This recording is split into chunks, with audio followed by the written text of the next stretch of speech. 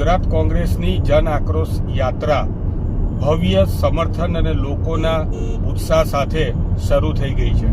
ખાસ કરીને આજની આ યાત્રા જે છે એ ઉત્તર ગુજરાતના થરાદ અને ઢીમા ગામથી ચાલુ થઈ છે.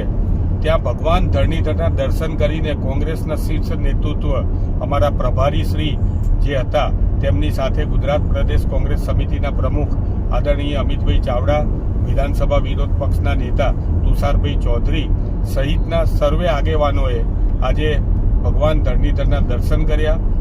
દેવાધિદેવ એવા દ્વારકાધીશ જે છે એમની ધજા ચડાવી અને ઢીમા ગામે સૌપ્રથમ ભવ્ય જાહેર સભા કરવામાં આવી.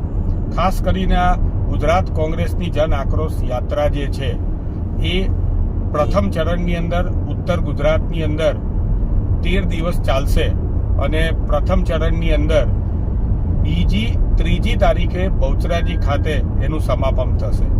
સમગ્ર ગુજરાતની અંદર જેટલા પણ પ્રશ્નો જે છે એ પ્રશ્નોને વાચા આપવા માટે થઈને આ યાત્રાનું આયોજન કરવામાં આવેલું છે.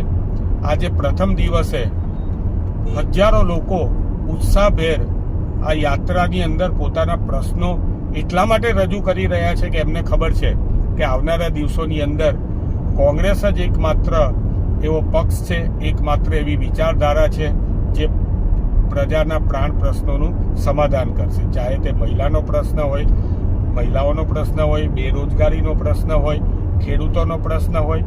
આક્રોશ યાત્રાની અંદર મુખ્યત્વે ખેડૂતોની માંગને પણ સમર્થન આપવામાં આવેલું છે કે જેની અંદર જેનું જેટલું વાવેતર એનું એટલું વળતર. ખેડૂતોને આજે વીઘે 3500 રૂપિયાનો માત્ર લોલીપોપ આપવામાં આવેલો છે, એની જગ્યાએ 50,000 રૂપિયા મળવા જોઈએ સહાય.